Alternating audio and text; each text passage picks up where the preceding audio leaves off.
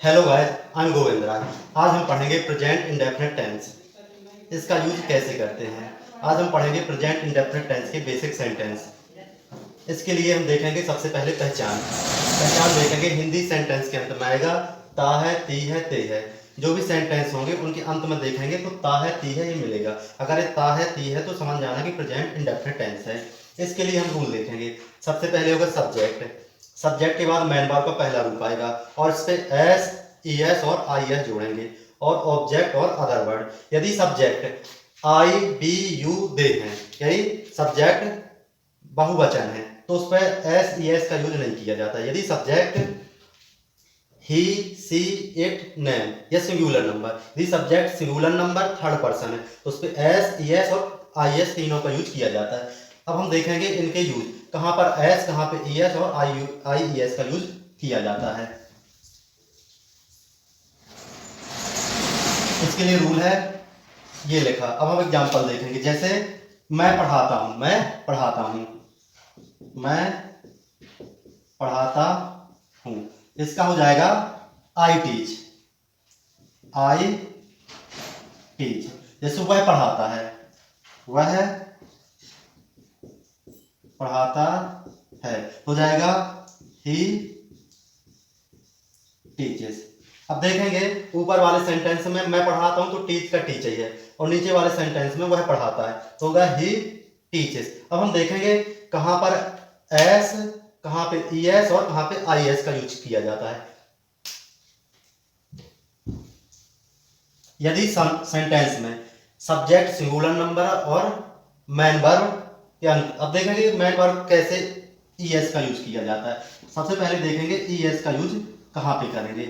यदि main verb के अंत में double S, S H, C H, O, X, Z, यदि मैन वर्ब के अंत में double S, S H, C H, O, X, Z आदि आता है और यदि subject he, she, it, name है तो ई एस का यूज करेंगे। यदि मैन वर्ब के अंत में ये आता और सब्जेक्ट ये वाले हैं तो उसमें कुछ नहीं लगेगा, जो मैन वर्ब है वही रहेगी।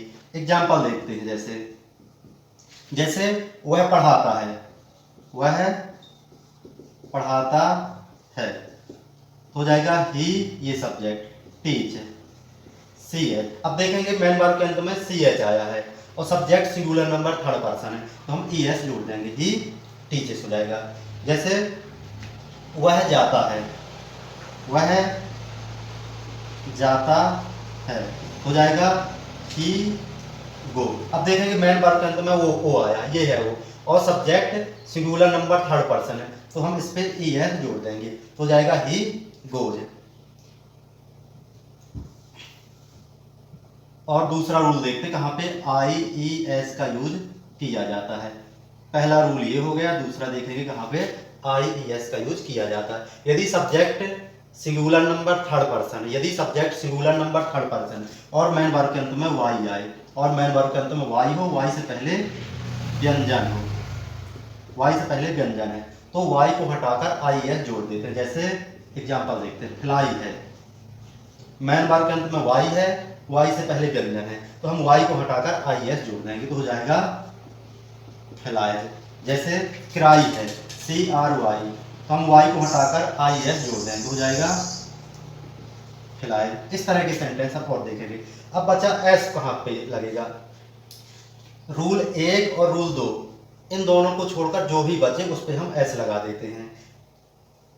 ई एस कहां पे लगेगा यदि मैन वर्ब के अंत में ये हो, और आई एस कहां पे लगेगा मैन वर्ब के अंत में वाई हो, वाई से पहले व्यंजन है, और इन दोनों को छोड़कर जो भी बचता है वहां पे एस लगा देते हैं। अब हम और एग्जांपल देखते हैं इसकी। अब जैसे मैं अंग्रेजी बोलता हूं, मैं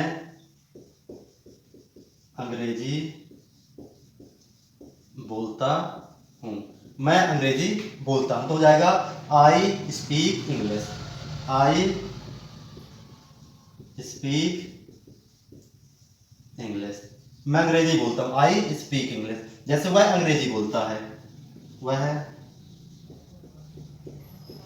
अंग्रेजी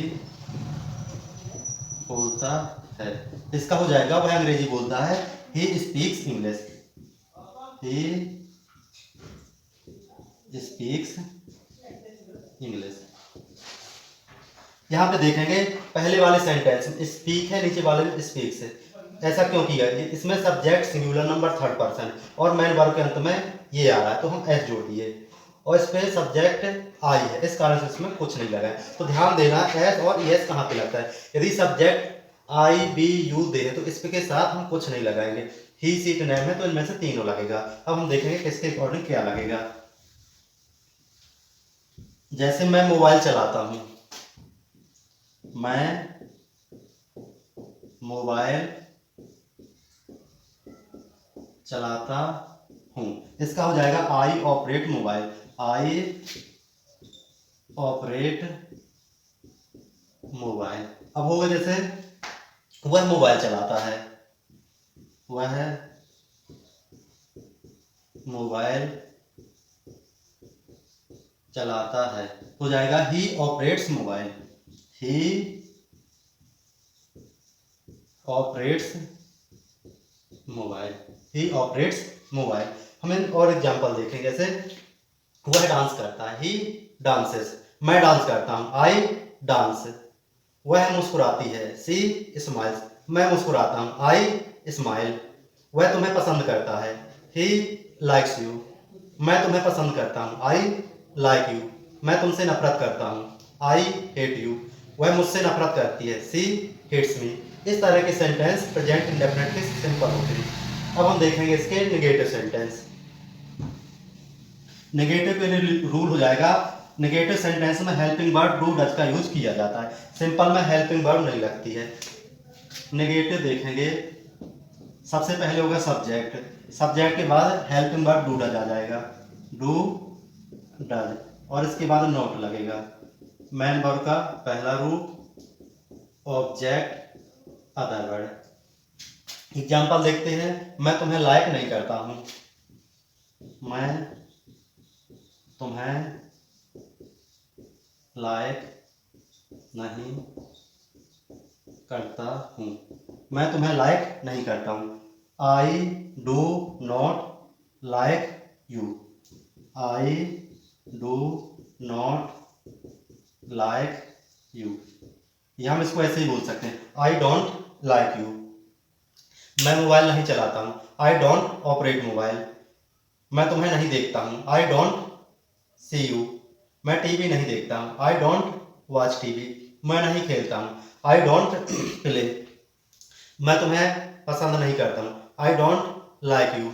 मैं सतना नहीं जाता हूं, I don't go to Satna.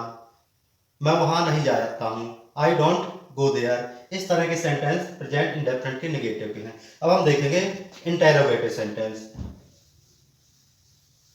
Interrogative sentence में सेंटेंस जो होगा क्या से शुरू होगा, जैसे क्या मैं तुम्हें पढ़ाता हूं, क्या तुम मुझे जानते हो, इस तरह के सेंटेंस होंगे। इंटेरोगेटिव सेंटेंस में जो हेल्पिंग वर्ब होती है सेंटेंस के शुरू में हो जाती है।